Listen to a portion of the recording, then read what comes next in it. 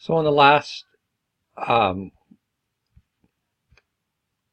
guided learning, you were looking at patient history, specifically in the evaluation form, and we talked a bit about the pain scale and how the evaluation form, in terms of qualitative and quantitative data that's collected after the patient fills it out, can help guide the physical therapist as to what um, the diagnosis is and what the prognosis is, as well as the interventions in the plan of care. So the scaffolding is the tests and measures that are done by the physical therapist after getting that patient history and getting some semblance of why that person is coming in. Looking at what images were done, and that um, can help inform the therapist when conducting tests and measures. So this next document, this is from the APTA. It is quite a bit exhaustive, and that's not to mean that it's exhausting to read, but it's incredibly thorough. And so this is APTA guidelines.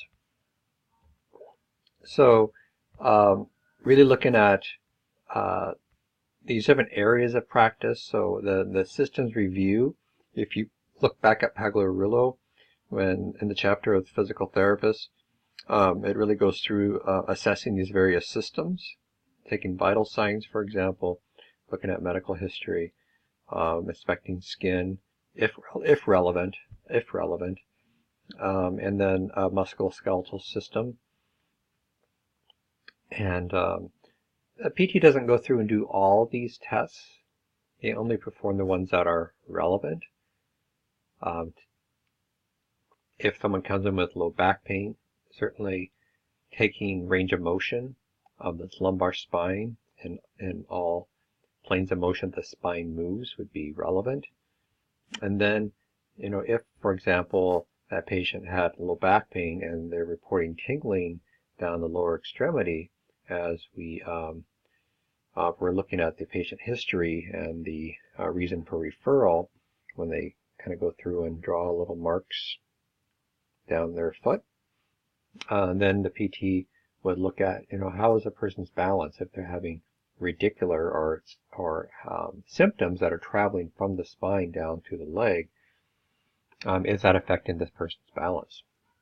This would be looking at the neuromuscular system in terms of balance, for example. And then, certainly assessing cognition as a conversation is going through.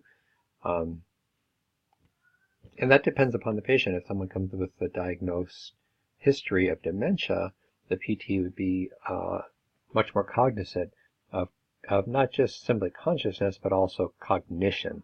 That would be more the key word in terms of cognition.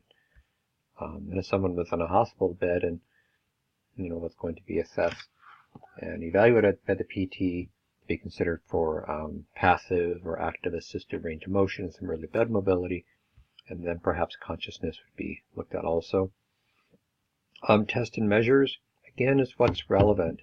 If that patient is walking and is coming in because of that, we'll keep using that back pain diagnosis, how long can they walk? Can they even get close to aerobic capacity? Can they do so in sitting on a bicycle versus standing and walking on a treadmill? How is aerobic capacity? If you have a therapy pool, perhaps the PT will test aerobic capacity in the therapy pool as part of that evaluation. And when I've worked at pools, I've seen that, for example. And then, again, this relevant is does the person have a systemic edema from a particular health condition? Meaning, are the extremities puffy? Are they edematous because of some sort of chronic intractable lymphedema, which is swelling of the lymph nodes, and which can result in fluid collection, lymph floating particularly.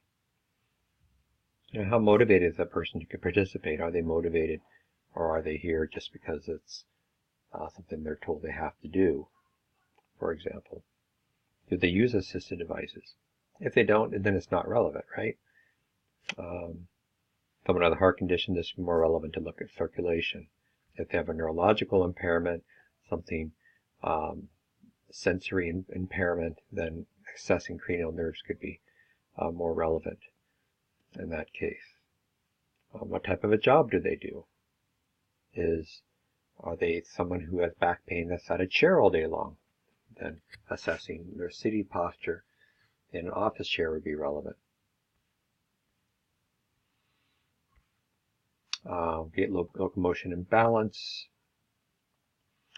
Does that person wear a back brace when they walk, for example? Or if they have a neck problem, do they wear a neck brace when they walk? And these are relevant categories only if the patient has that condition, such as wounds. Muscle performance.